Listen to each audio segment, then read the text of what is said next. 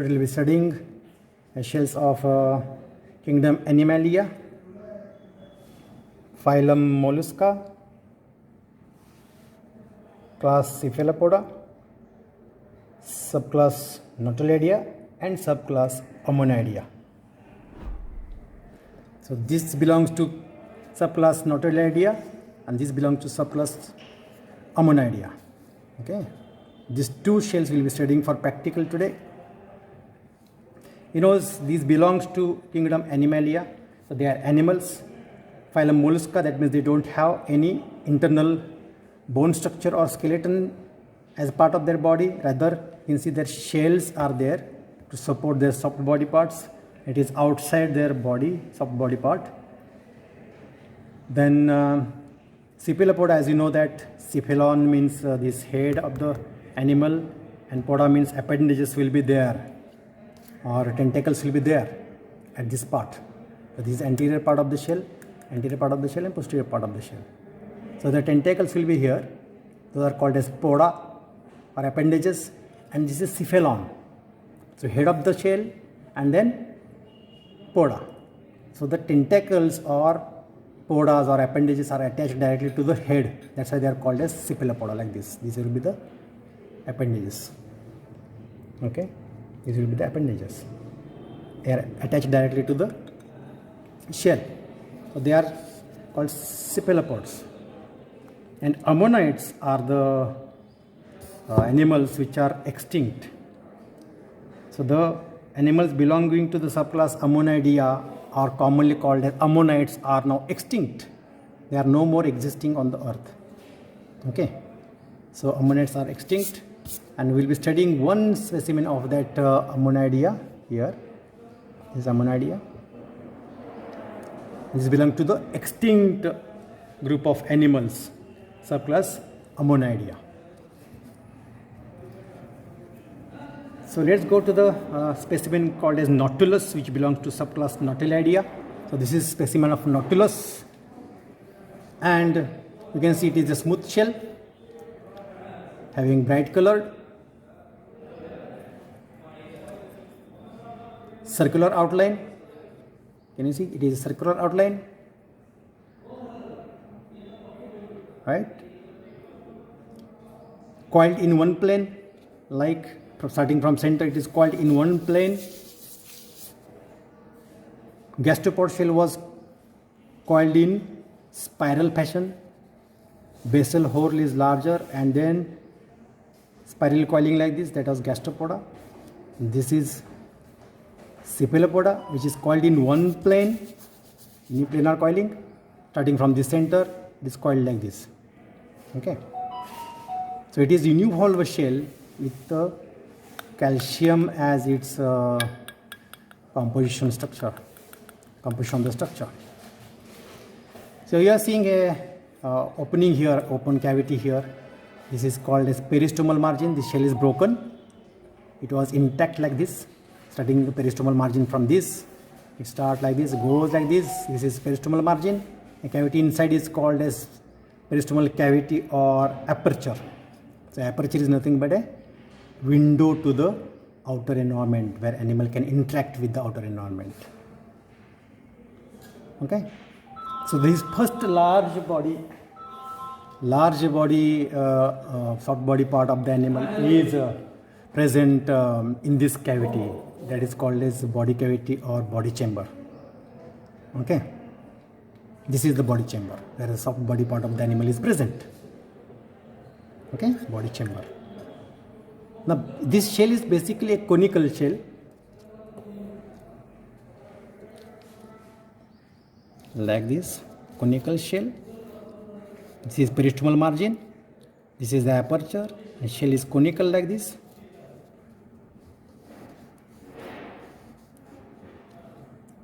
And separated, this all central cavity like ice cream cone is separated by different partitions.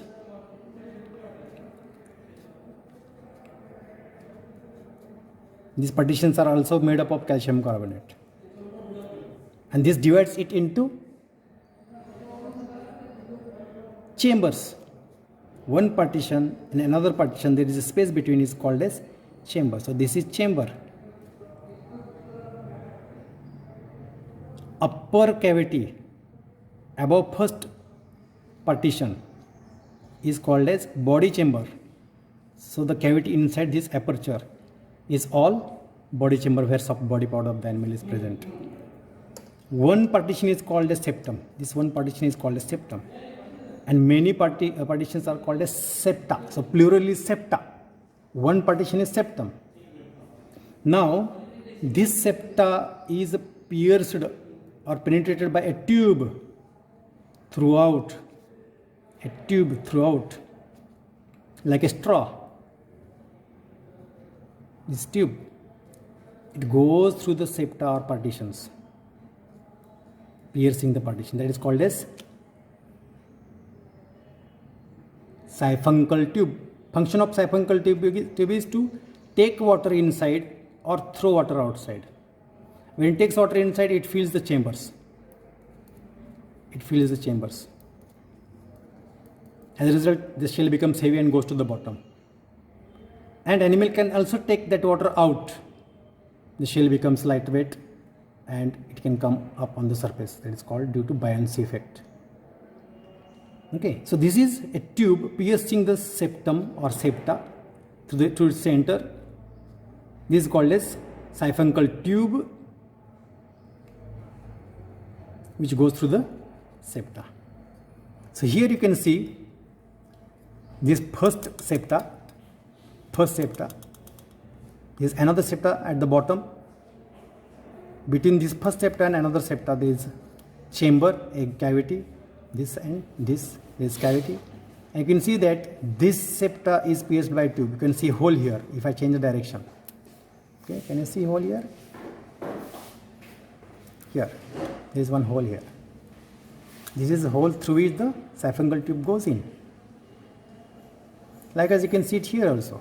This is another septum. Between two septum is a chamber. Between this and this is another chamber. Between this and this is another chamber. You can see a tube here. This is siphuncle tube. Okay. This is siphuncle tube.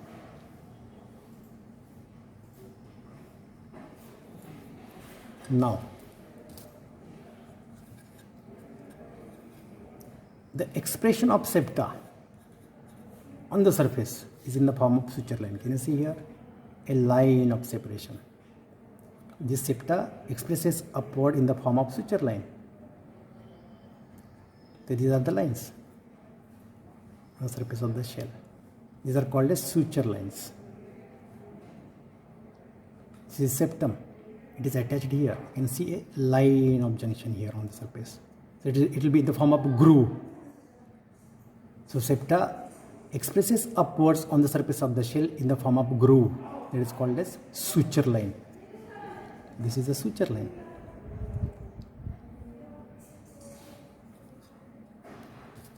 You can see a siphuncle tube here.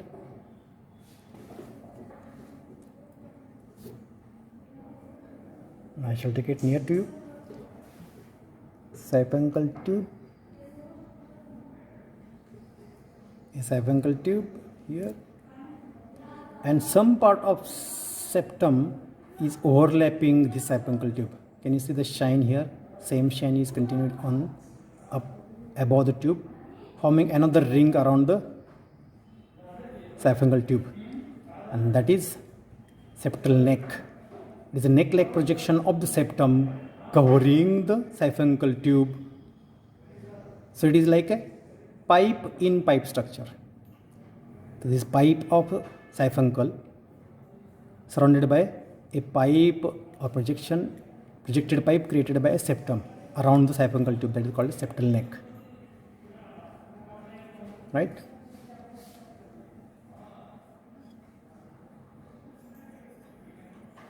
So this is how it looks like. See it carefully, septum.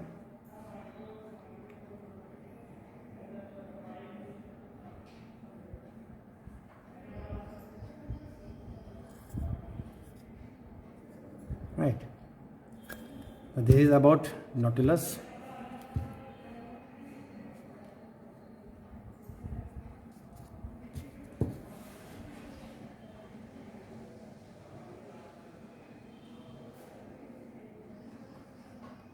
You know, cephalopods are strictly marine animals.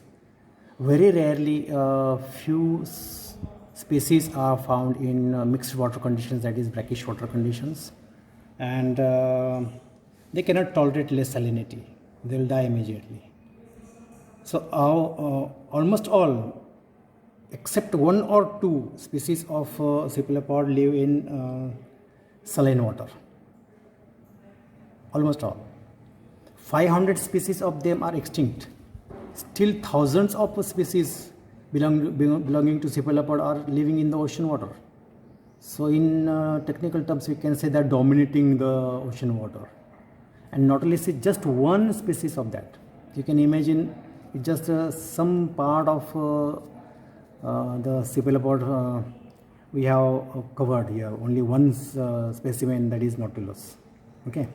The cephalopod is a huge group of thousands of species together. Okay. So if you talk about the age, they were present from Triassic, appeared on the earth from Triassic, and still they are living and dominating in the ocean waters. And you know that the age, Triassic age, is the earlier age than the dominant period of dinosaurs. That means they were dominant earlier than the existence of dinosaurs here. Can calculate it up to 500 million years, roughly you can say, and then living still now. See the range of their life. They are struggling throughout the time and succeeded to live till today. And Nautilus is, we have selected this Nautilus because this is on the earth since 5,000 million years. Such an amazing species this is. And if you consider the lifespan of one Nautilus animal, when it takes birth, it can die after 100 years. So this Nautilus can live for 100 years of its life on the throughout its life and then die. So one lifespan is 100 years, and lifespan of species is appearing since 5,000 million years till today. So they are amazing animals. They live preferably in pathogenic oceanic depths, that we call it as abyssal depths, but occasionally they can come to seashore for just along with some accidental conditions of ocean water, or some reason they may migrate to the shallow waters also, but they prefer very deep saline water. So if you see the time scale chart and try to see, find out the Triassic period. Okay, see here, and above comes the Jurassic, major Jurassic, where the dinosaurs were dominant. So before dinosaurs became dominant on the earth, these were dominating the world of ocean. So it is amazing animal, Nautilus. These shells are beautiful, beautifully colored, and are used as an ornamental purpose. For that also they are used. Apart from that, you can see they can equivalent. It can be considered equivalent to the squids and octopus. They are brothers, squid and octopus. And octopus, you know, has their own defense mechanism like camouflage, and then throwing ink into the surrounding and get lost into that. So this is about Nautilus. And second is goniatite. As I told you that it belongs to subclass Ammonidia, and species name is goniatite. So these ammonites are extinct, and they no more lives in nature now. They have become extinct. But these were the ancestors for these Nautilus or Nautiloidea. Okay. So once upon a time they were there. So you can see the shell of Nautilus, Goniatite. This is the name of this species, Goniatite. Okay. They are also coiled in one plane, right? And if you compare their age, they were from Devonian to Cretaceous. In the Cretaceous, they lost their existence. So if you compare the Devonian, it comes to the Paleozoic era, that is primary life era. In that is the Devonian of 400 million years old age. So they came in here and they extinct into Triassic. So Devonian to Triassic is the time period they existed from 400 million years to 225 million years. And after that, in Triassic, the start of existence of cephalopods like Nautilus began. So time of cephalopods began.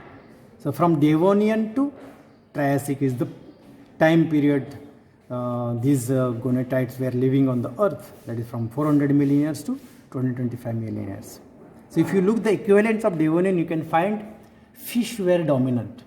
Earlier primitive fishes were there, but Devonian was the period where fish were dominant, and first amphibians started appearing. Amphibians means what? Amphibians means the animals which can live both in water and on the land. So ocean animals started coming on the land gradually, and in the water fish were the dominant animals. So that was the time and environment around the goniatites, this gonatite, where this was accompanied by animals which were trying to go on the land, that is amphibians, and around this gonatite there were the fish environment. There were other animals, that is fish, were dominant in the water. Okay, this is the time of this. Again, these animals were also marine animals strictly. No any ammonite were freshwater. All ammonites were marine environment adapted conditions. So the gonatite is not exception to that. If you look at the morphological characteristics, this shell appears to be rounded, almost perfectly rounded. Aperture is also elongated. Can you see? If you look at the peristomal margin, try to mark it out here. This is peristomal margin, and inside is the aperture. This is fossilized shell. It's not like the live shell like this, which can show details, morphological details, like the body chamber or septa or septum and siphuncle tube or septal neck. Likewise, detailing is not possible because this is fossilized. And this aperture, body chamber, is covered, filled with sediments. So this is a fossilized expression of gonatite. Okay, so this is aperture. It is elongated. This is the central part where the smaller size chamber is there, and it is coiling like this.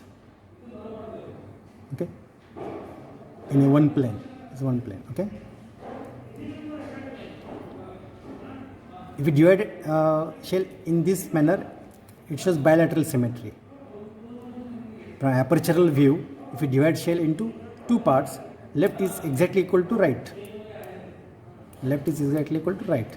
So this shows perfect bilateral symmetry. Okay. So the septas are not seen here. Few suture lines can be seen here. If you watch carefully, these lines can be seen here. These are the expressions of internal septum. The suture lines are there. 1, 2, 3. You can see 3 suture lines. So this is about goniatite, which belongs to ammonites. Ammonites are the extinct group of animals. Hopes you got it. So these are the two specimens we studied. nautilus and gonatite. Nautilus and gonatite.